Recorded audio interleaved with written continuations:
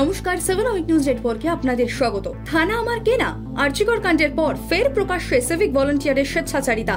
এবার খবরের শিরোনামে হাবড়া থানার সিভিক ভলান্টিয়ার সুমিত অধিকারী। অভিযোগ, দীর্ঘদিন ধরেই বৃদ্ধ বাবা মাকে ভয় দেখানো থেকে শুরু করে বাড়িতে ভাঙচুর করত সুমিত। সেই সঙ্গে তার নামে সম্পত্তি লিখে দেওয়ার জন্য চাপ দিতে থাকে বাবা মাকে।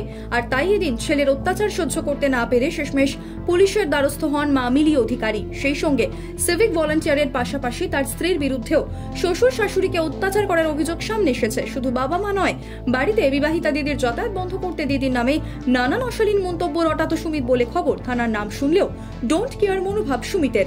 সিভিক ভলান্টিয়ারের দাদাগিরির পিছনে কি তবে কোনো প্রভাবশালী তত্ত্ব রয়েছে, উঠছে প্রশ্ন। আরজিকর হাসপাতালে তরুণী চিকিৎসক খুনে উত্তাল হাসপাতাল চত্বর। সেই সঙ্গে মহিলা চিকিৎসকের মৃত্যুর প্রতিবাদে সরব হয়েছে গোটা রাজ্য তথা দেশের চিকিৎসকেরা। আর তার জেরে স্বাভাবিকভাবেই বেহাল রাজ্যের স্বাস্থ্য পরিষেবা। শনিবার হাসপাতালগুলিতে জরুরি বিভাগ খোলা থাকলেও সোমবার থেকে সেখানেও কর্মবিরতির ডাক দিয়েছেন চিকিৎসকরা। এই অচলাবস্থার শিকার হয়ে এবার মৃত্যু হলো এক রোগীর। মৃতের নাম পিয়ারুল শেখ। মর্মান্তিক ঘটনাটি ঘটেছে মুর্শিদাবাদ মেডিকেল কলেজে।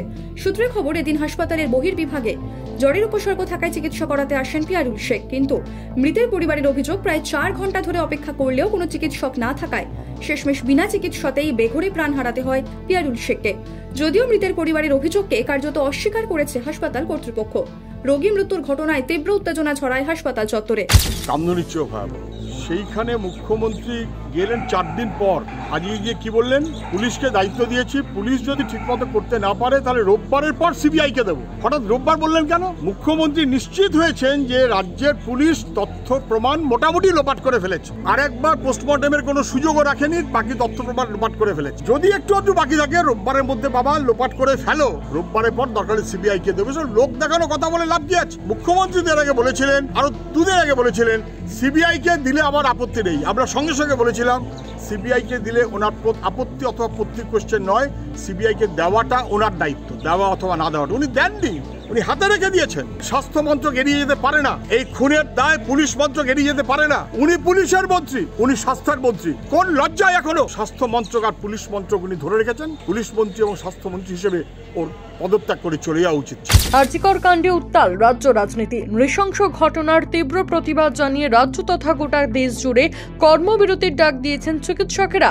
সেই প্রতিবাদকে সমর্থন করে এবার পথে নামলো এসএফআই। এদিন বহরমপুর শহরে প্রতিবাদ মিছিলের আয়োজন করা হয় এসএফআই এর পক্ষ থেকে। বহরমপুর শহর পরিক্রমা করার পর রাস্তা অবরোধ করেন তারা।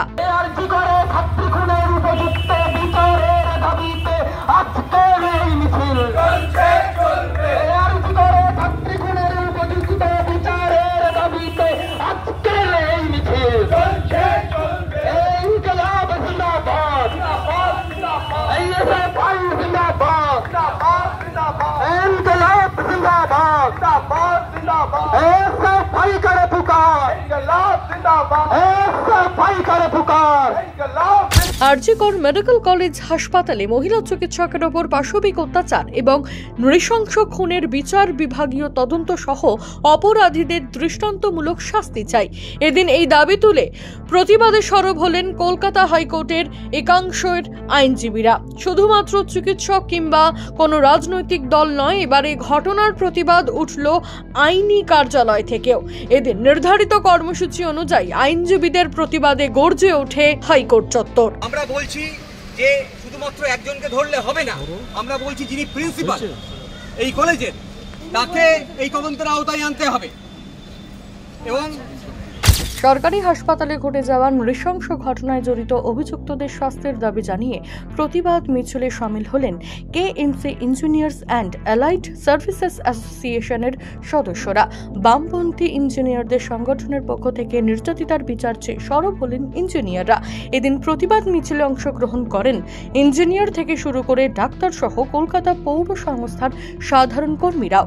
কলকাতা পৌর সংস্থার অভ্যন্তরীণ নিরাপত্তা নিয়েও সরব হতে দেখা যায় আন্দোলনকারীদের। সাবনাভিক নিউজ কলকাতা। সমস্ত খবরের আপডেট পেতে লাইক করে সাবস্ক্রাইব করুন সাবনাভিক নিউজ। সেই সঙ্গে বেল বাটন প্রেস করতে ভুলবেন না। আপনাদের একটা সাবস্ক্রিপশন আমাদের জন্য অত্যন্ত মূল্যবান। জয় হিন্দ।